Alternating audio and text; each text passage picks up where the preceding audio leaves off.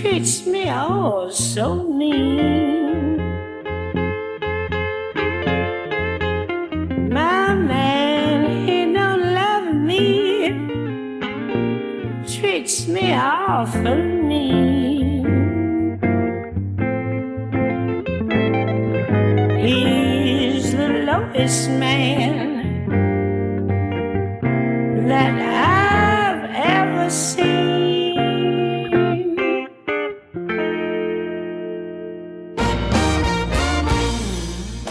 Now I'm gonna tell you. Le donne del blues hanno dovuto sopportare un fardello così pesante che a volte non mi spiego come possa essersi trasformato in musica invece che in pistole. Ma credo e ho sempre creduto che l'arte spesso riesce a infiltrarsi nelle fessure penetrando nelle coscienze, se trova le coscienze ancora vive. Potremmo affrontare fiumi in piena, mari in tempesta e ripide cascate raccontando le gesta di 12 donne prese a campione, perdonatemi il termine da rappresentante, per un blues al femminile. 12 donne per un blues di 12 battute. Prima battuta, Bessie Smith, considerata l'imperatrice del blues.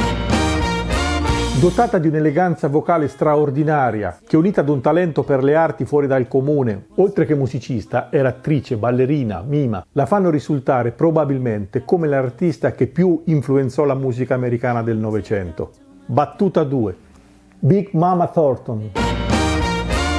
Donna dalla grande stazza e potenza, con un brutto carattere, ostentatamente lesbica, vestiva sempre con abiti da lavoro maschili, si divertiva sempre a cantare canzoni sconce e brani cosiddetti chiama e rispondi, dove prendeva in giro l'interlocutore di turno, mettendo alla berlina gli stereotipi di genere, che volevano le donne nere, ma non solo, particolarmente sottomesse. Battuta 3. Billie Holiday. Artista straordinaria, poetessa negli inferi dell'anima, la cui storia è legata al dramma e alla sofferenza, figlia anche di una natura fragile ma al contempo molto forte. Concepita in una notte d'amore tra un bengioista ed una ragazzina di 13 anni, è a lungo vittima della cattiveria riservatagli dalla cugina della madre. A 10 anni viene violentata ed ancora bambina si trasferisce a New York dove si prostituisce per sopravvivere, fino ad essere arrestata. Divenne una cantante professionista grazie ad un bianco, il grande produttore John Hammond, padre del grande bluesman John Hammond Jr. Battuta numero 4. Sister Rosetta Tharpe. Probabilmente la verità è che il rock and roll fu inventato da lei.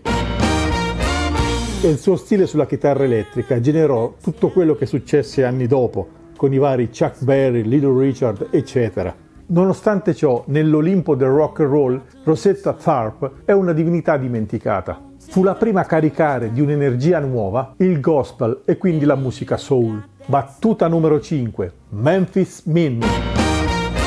Cantante e chitarrista tra le più originali negli anni 30, accolse l'evoluzione del blues e probabilmente fu la prima donna ad elettrificare la chitarra, contribuendo non poco a generare quello che poi divenne cosiddetto blues urbano. Battuta numero 6. Coco Taylor, The Queen of the Blues, la regina del blues.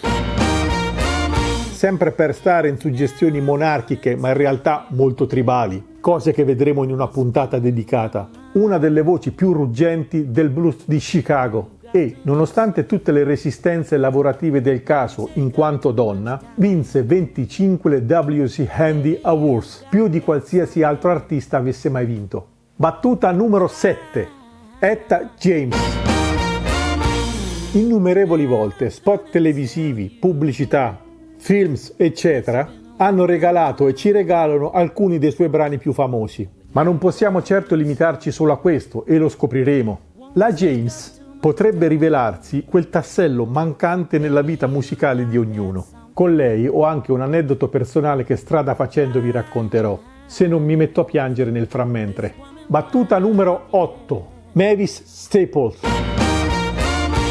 Dalla sua militanza con la band del padre Pops, The Staples Singers, alla partecipazione al film diretto da Martin Scorsese, The Last Waltz, e che segnò una generazione, ad oggi rimane per me una delle creature più meravigliose che la musica black ci abbia regalato, avendo connesso con semplicità e profondità il sacro ed il profano, Come lei stessa dice, blues e gospel sono cugini, sono strettamente connessi. Entrambi ti sollevano al di sopra di ciò che ti sta opprimendo. Anche qui ho degli aneddoti di vita vissuta da condividere e lo farò, promesso. Battuta numero 9. Nina Simone. Beh, se dovessi prendere un facile esempio per rappresentare la forza femminista, la carica di ribellione femminile sui diritti dei neri, la misteriosa e tribale provocazione, unita all'eleganza generata da studi di impostazione classica, beh, credo che Nina Simone faccia gioco facile, anche se in realtà complesso nella sua natura contorta e controversa. Una straordinaria compositrice, performer, diva a modo suo, interprete, coordinata ed elegante nel suo porsi scomposta ed imprevedibile, la vera pantera nera della black music. Battuta 10. Victoria Spivey. Cantante prebellica, dalla voce chiara, acida, tagliente, con uno stretto e caratteristico vibrato, Victoria dava sempre un'attenzione enigmatica alle sue interpretazioni, volutamente tenute in equilibrio tra malizia, cinismo ed ingenuità. Battuta numero 11, Ruth Brown.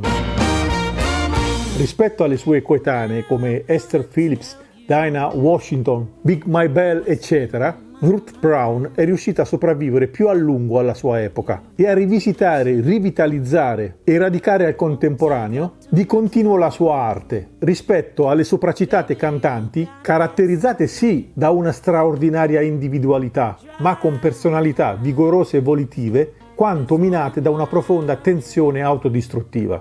Il suo contralto è uno tra i più voluttuosi della storia del blues. Ultima battuta, battuta 12, Mahalia Jackson, uno tra gli strumenti vocali più belli della storia del gospel e dello spiritual. Donna fiera ed esplosiva, fu colei che rese nuova la cosiddetta vocalità religiosa. Rimane nella storia il suo canto sanguinante ai funerali di Martin Luther King.